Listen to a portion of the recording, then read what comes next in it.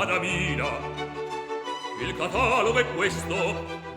Oggi farò testamento. Testamento, articolo 4, società. Il mio quarto paragrafo è titolato Società, detto più estesamente quella che chiamo Società Amici del Pensiero. L'ho già paragonata prima a una massoneria di cui mi intendo pochissimo, ma chiamarla mattoneria sta bene perché i prodotti di pensiero possono benissimo essere analogati a dei mattoni. Anche questa idea di una società di amici del pensiero la lascio in eredità perché, pur essendo ormai assunta da almeno alcune persone, in ogni caso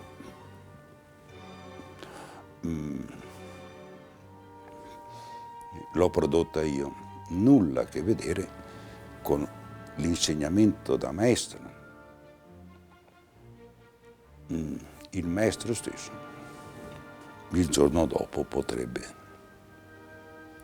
prendere sotto gamba ciò che lui stesso ha prodotto. Nessun operaio farebbe una cosa simile con un suo prodotto.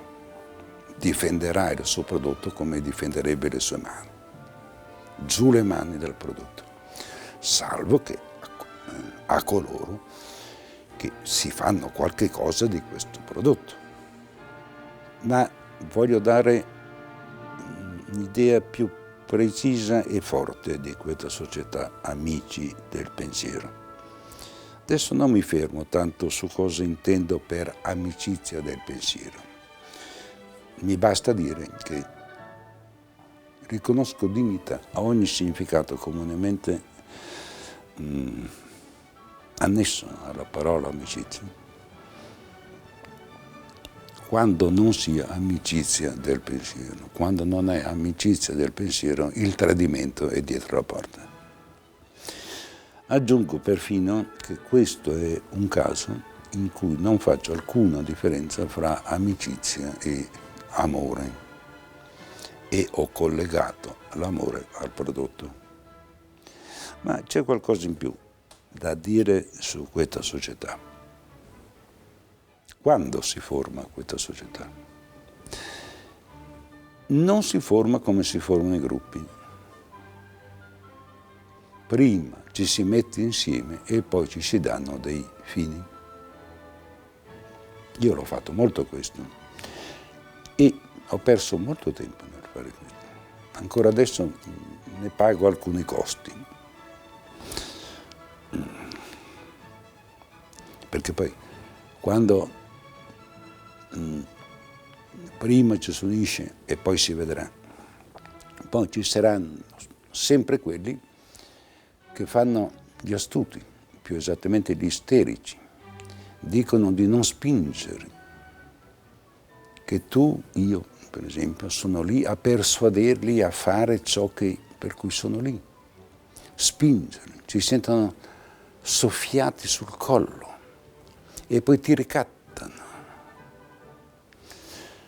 C'è un altro modo di nascere di questa società. Prima bisogna essere dei produttori. Usando un paragone che considero ancora buono oggi, benché appartenga anche alla tradizione, io ho visto molti contadini, proprietari di vigna e produttori di vino. Fino al produrre il vino lo fanno loro. Dopo essere stati produttori del vino lo portano alla cantina sociale. È la cantina sociale il momento dell'aggregazione sociale. Ma alla cura della vigna, alla vendemmia, a tutto l'enorme, il lungo processo che porta alla produzione del vino, imbottigliamento compreso, Questo è il lavoro di ognuno. Questo non toglie che ognuno riuscirà a fare questo lavoro per mezzo di un partner, ma è sempre lui che è un produttore individuale. È alla cantina sociale che c'è società.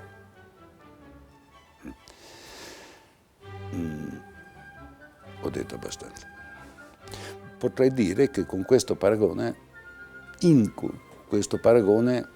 riassumo molto del lavoro che ho fatto negli anni.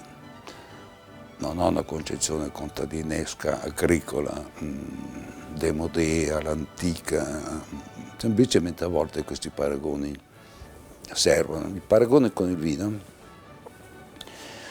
l'ho già usato per dire che non c'è niente di più metafisico del vino.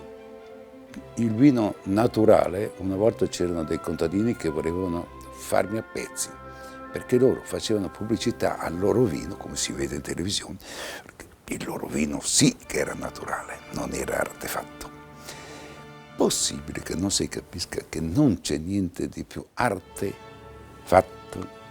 di più metafisico del vino, e l'ho già detto prima, a partire dalla scoperta dell'acino. L'acino, il dato brutto naturale dell'acino, non ha ancora alcuna esistenza, anche se nessuno dubita che esistano quei cosi lì appesi alla vite. Ma assume esistenza a partire dal lato metafisico di un occhio, o meglio di un pensiero, che ha connesso all'acino almeno l'ipotesi cogitativa della sua commestibilità. In questo senso il paragone con la vinificazione è il migliore paragone che continuo a coltivare del lavoro che io, e non solo io, faccio da molti anni. C'era un filologica.